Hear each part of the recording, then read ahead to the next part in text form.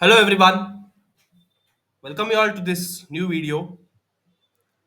So in my previous video, I had discussed with the concept of small signal operations for the metal oxide semiconductor field effect transistors, which is abbreviated as MOSFETs. With respect to the MOSFET amplifier circuits, we have seen through some of the parameters under small signal operations, and with respect to that, we have drawn the small signal operation with respect to ID versus VGS. And with respect to those ID versus VGS relation, we have got to know that ID and VGS are related by one term that is called as transconductance G suffix M. Okay, so these parameters till now, whatever we have discussed, those are very important. If you know those things, then only you could be continuing with the concepts of today's video, which is related to the voltage gain of the MOSFETs. Along with that, we are going to see the small signal equivalent MOSFET models. Okay, so for that, we are having again T equivalent models, how the MOSFETs are represented with respect to their equivalent models. Everything we are going to be seeing in this video. Okay, so stay tuned till the end, guys. Don't skip any part of the video. Those who have not seen my previous videos, go and watch it. And please like this video before you move further. So let us start now. Today's concept is about the voltage gain. Okay, about MOSFETs. So now you see, returning to the circuit which we have seen in the figure 5.34, that is the conceptual circuit.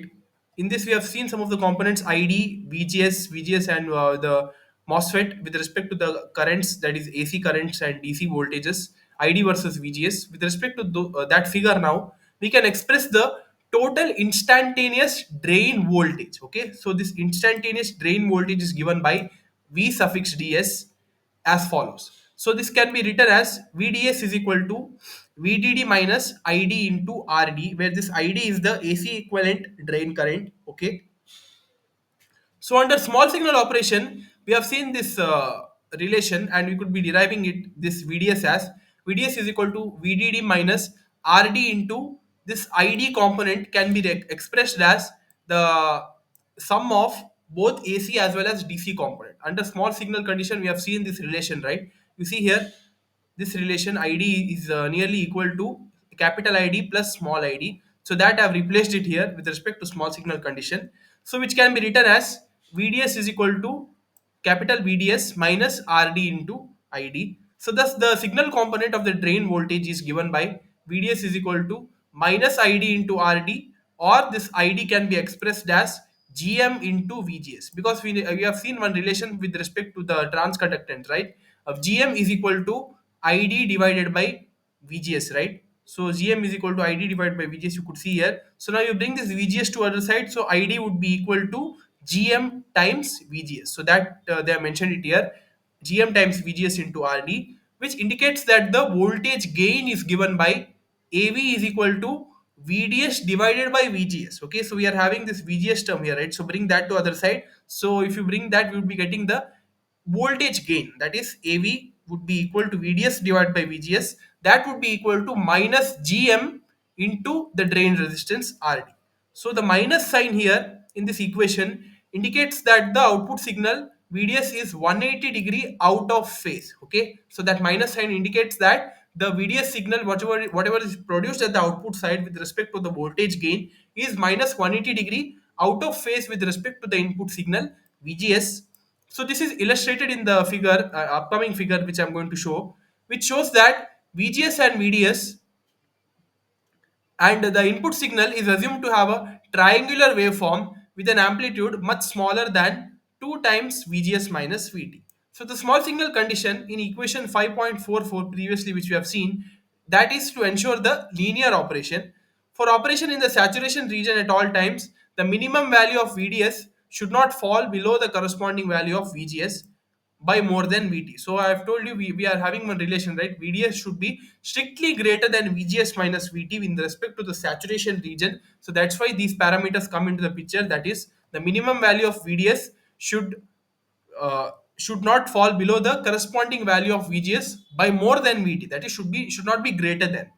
So also the maximum value of VDS should be smaller than VDD. Otherwise, the field effect transistor FET will enter the cutoff region. Okay, so if it is not satisfying the condition for saturation region, then it would be entering the cutoff region, and the peaks of the output signal waveform would be clipped off. That is, whatever the peak with respect to the amplitude, if it crosses that amplitude, that would be crossing the peak value. Okay, so that would be clipped off and the waveform would be incomplete. Okay, so that's why these parameters are essential with respect to this operation under saturation and cutoff region of the field effect transistor. So these things you note it down.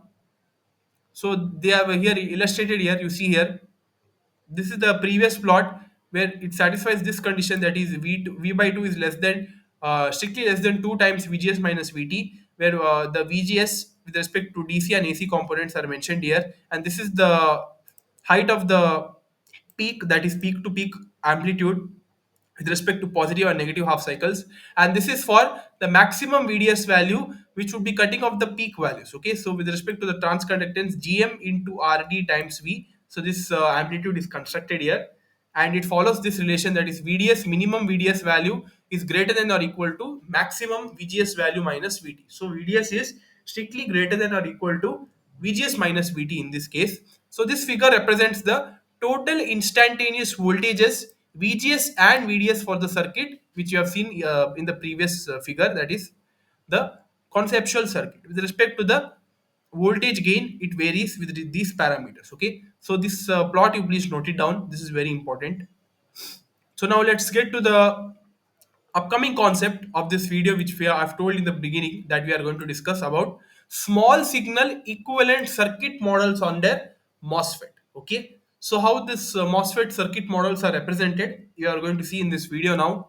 So you see here, from a signal point of view, the field effect transistor behaves as a voltage controlled current source. Okay, so this field effect transistor, with respect to the signal point of view, which is passing through the circuit under MOSFET, that would be behaving as the voltage controlled current source. It accepts the signal VGS between gate and source terminals and provides the current GM into VGS. Okay, because ID is equal to GM into VGS, right? So that's why that would be current component GM into VGS at the drain terminal. So the input resistance of this controlled source is very high. Ideally, it is infinite in nature. Okay, so the output resistance, that is the resistance looking into the drain, is also high, and we have assumed it to be infinite thus far. So putting all these together, all these points together, we arrive at the circuit in the figure 5.37a, which represents the small signal operation of the MOSFET model, and thus a small signal model or a small signal equivalent circuit. Okay, so that figure they have shown it here, that is 5.37a. You look at this figure very carefully here, how this is drawn, how the transistor is replaced.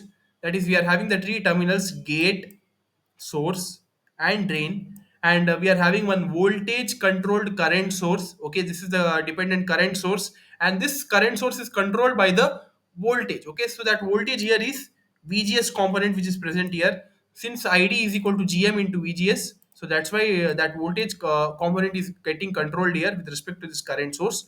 So it is kept here, and with respect to gate to source terminal, we are having one vgs voltage attached, because that vgs voltage is getting that voltage is controlling the current source, right? So that's why the with respect to the transistor, that is the MOSFET, these components are getting into picture, and it leads to the small signal equivalent model coming into the picture. Okay, so this model in this 5.37b figure, how they have shown it, they have shown it with one simple resistance here. Okay, that is r naught. Okay, so it would be affecting the length channel modulation, and that is called as output resistance, and that is kept in parallel with the dependent current source in this equivalent circuit. Okay, so in this way the small signal equivalent circuit models are represented. So here you see the most serious shortcoming of the small signal model of the first figure is that it assumes the drain current in saturation to be independent of the drain voltage, because the drain current is independent of the drain voltage. So that's why it won't be depending on any other voltages, it will be depending on itself with respect to the vgs component present here. Okay, but the drain current does in fact depend on vds. Okay, in linear manner, in the linear region it would be depending on the component vds. Such dependence was modeled by a finite resistance r naught between drain and source, whose value is given by r naught is equal to modulus of va divided by id. Okay, Since we know that R is equal to V by I, and this modulus VA component would be representing the VGS component with respect to drain and source terminal, and that is simply represented by V suffix A here. Okay. So now transconductance under a AC equivalent model, how it is represented as you see here. So we shall now take a closer look at the MOSFET transconductance given by the equation 5.47, which we can rewrite as capital Kn is equal to Kn dash W by L. So that is given by Gm is equal to Kn dash W by L into VGS minus VT. That is also equal to Kn dash W by L into VOV, or the overdrive voltage. Okay. So this relationship indicates that the transconductance Gm is proportional to the process Gm parameter and to the W by L ratio of the MOS transistor. Hence, to obtain the relatively large transconductance Gm, the device must be short and wide. Another useful expression for Gm can be obtained by substituting the overdrive voltage VOV in equation 5.55 by square root of 2ID divided by Kn dash W by L. Okay. So here what they have done, the whatever the VOV is which is present in this equation, that they have replaced it by this component, that is under root 2ID divided by Kn dash W by L.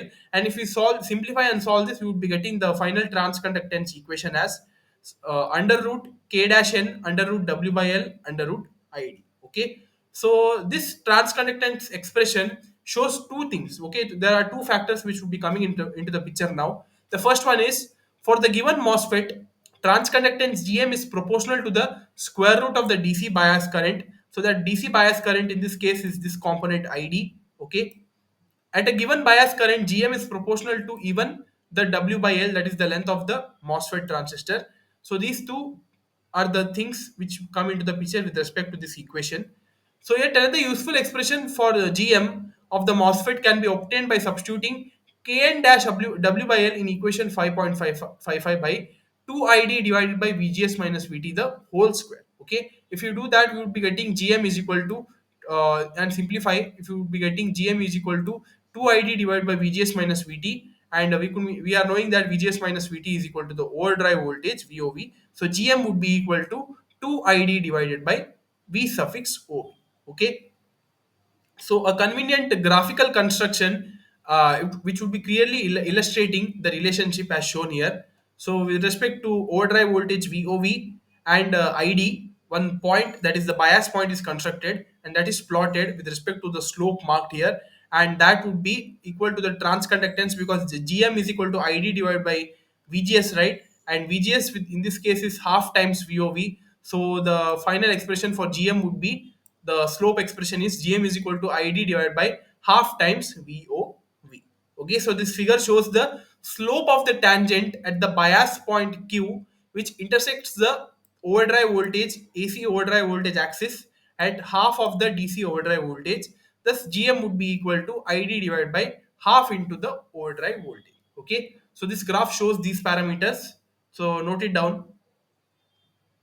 So the next concept is about the T equivalent model of the MOSFET transistor. Okay, so let us see that now. So through a simple circuit transformation, it is possible to develop an alternative equivalent circuit model for the MOSFET. The development of such a model, known as the T model, is illustrated in this figure. So this figure 5.40a shows the equivalent circuit model with respect to the parameters mentioned here. Okay, so we have already seen that small signal model. Again, you see here with respect to the three terminals of the MOSFET: gate, source, and drain. So we are having one voltage controlled current source. So that is equal to Gm into VGS, and VGS is kept in between gate and source terminal here. And we are having the gate current Ig, that is equal to 0, because it is illustrated as input source. So that's why we won't be having any input source through gate terminal. So that's why Ig would be equal to 0. And from this side, we are having one ID current. Okay, that ID would be equal to Gm into VGS. Okay, with respect to the transconductance, and we are having one source current Is, which is approaching towards ground. Okay, so now you see here, we are now I'm adding one more voltage controlled current source VGM into VGS in such a way that we would be getting the simplified version for the T model. Okay, so after you do this and simplify, this is the T model circuit which we obtain here. Okay, so just note this down.